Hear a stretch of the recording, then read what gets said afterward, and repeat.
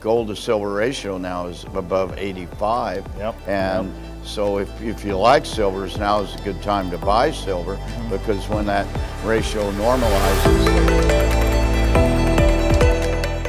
Hello there, my friends. Chris Marcus here with you for the StockPulse Network today. We are still here in the New Orleans Investment Conference, and my good friend Mickey Fulp is kind enough to join us. I know you have a busy speaking schedule. I see your name all over the list, and perhaps to kick it off, could let folks know what you've been talking about and how things are looking in the precious metals market.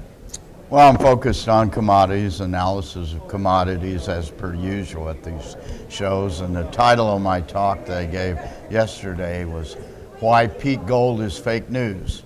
Right. And I use an analogy of peak oil, and I go through a series of slides and show how gold production is increased steadily with 2 steps forward, 1 step back, right, or 2 steps forward, break even for a while, and then keep going. So we produce 8 times more gold now than we did in 1900. Right. And in some ways, peak gold is here. It's here for the major gold mining companies of the world. Right. And so that was the gist of my talk. Ian Telfer, the chairman of the board of Goldcorp, came out in the spring, I think, and said, Peak Gold, there's no good deposits anymore. There's no giant deposits. We're done. We'll never find any more.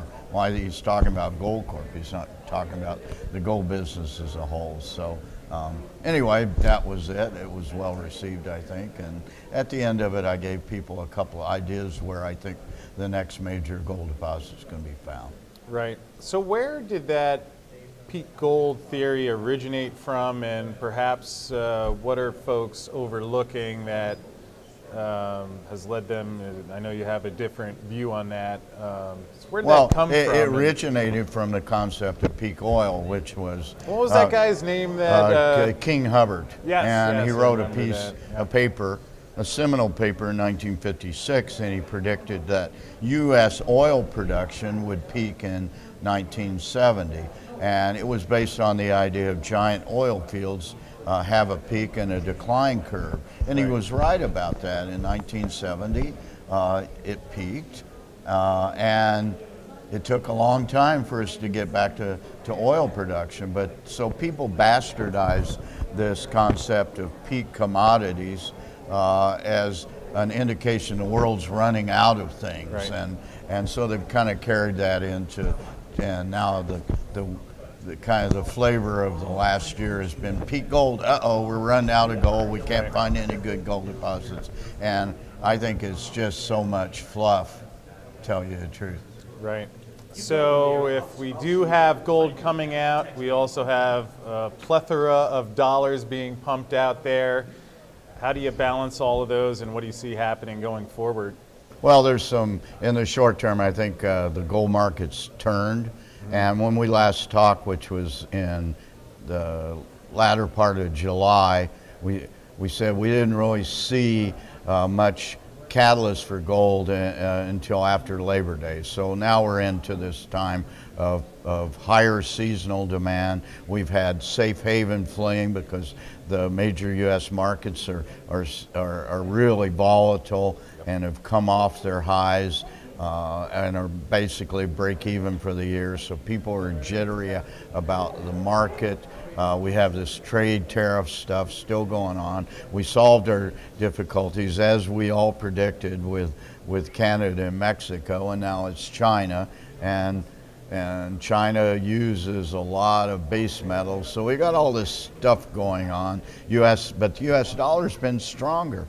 So even in the face of a stronger U.S. dollar, gold's performed pretty well. Right. Got knocked down early this week, but then the dollar lost almost a point, and here goes gold up again. So until, say, I would be bullish on seasonal trends on gold until the end of February. So generally time we see rising gold prices, and I think that will continue this year. And any thoughts on how this trade war with China plays out? I continue to be baffled that U.S. launching a trade war against its largest creditor. Yet so far it seems as no one has backed down, which again could change at any moment. I guess it is just a negotiation, but curious if you have any thoughts on how that eventually gets resolved. I'm convinced it's going to be resolved, and I think it's going to be resolved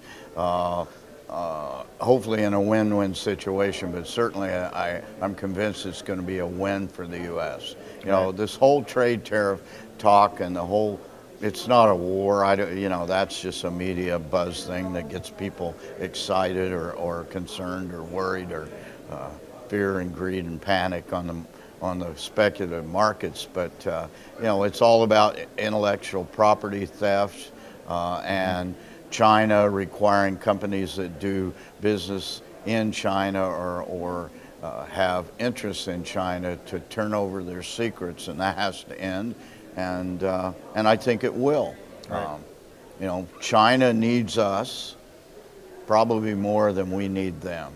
You look at the balance of payments, they put all the tariffs on everything they can now, right, and we can still hit them below the belt if we want to. So perhaps I'm just kind of an optimist about how these things turn out, but I think it's going to be resolved in due course here. You would think so, because again, free trade and people being able to sell their products to whom they choose, usually a good thing for the people, versus tariffs making things more expensive.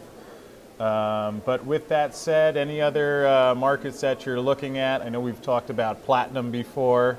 Anything else that you have on your mind or you're sharing with your readers right now? Well, platinum's better than it was last time we talked. It's still undervalued with respect to palladium. Palladium is pushing its all-time high couple again. Months. But realize that palladium's an industrial metal, not a precious metal. So, we really, in my opinion, we have two precious metals on the planet, and that's gold, number one, right, and way down below that is platinum, and way down below both of those in terms of value as a safe haven or a storage of wealth, an ability to protect your assets would be silver and palladium. I know you're not a big silver fan. I'm still holding out hope.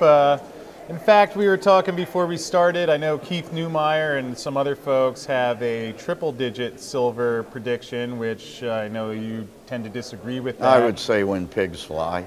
Okay, and any thoughts on silver in general of where you see that headed? Or I'm not sure where it's headed. I can tell you that the gold to silver ratio now is above 85. Yep. And so if you like silvers, now is a good time to buy silver, because when that ratio normalizes, say into 50 to 60 range, which it will at some point, I can't tell you when, years out likely, right, but when that happens, then you sell your silver and you buy gold. So that's just arbitrage. That's a trade, because what you really want to own is gold.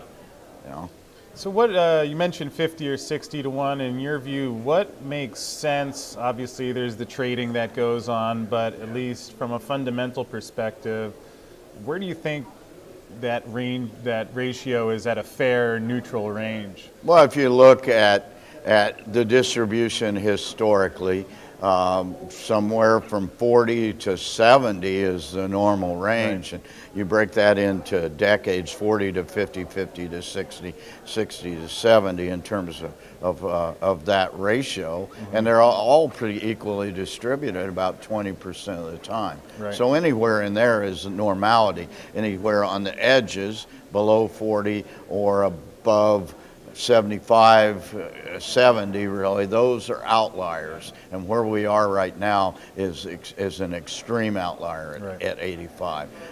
If memory serves, during and after the financial crisis, the last time we've seen these ratios this high.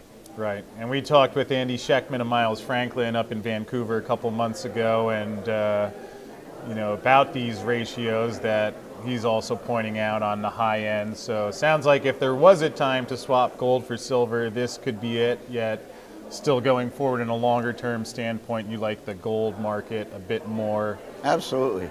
Gold's money, nothing else is. This is true. And so even the platinum to gold ratio is still very low. So that's a buy signal for platinum too. So. Right. And lastly, just to wrap up, where can folks find you? So if they are interested in digging more into these precious metals and resources markets, they can hear what you have to say. MercenaryGeologist.com is the website. @Mercenary Geo is Twitter feed. Or they can sign up for next year's New Orleans Investment Conference. Here you speak in person. Any other shows you're going to be attending coming up? Yeah, I'll be in Spokane for the American Exploration and Mining Association meeting in early December.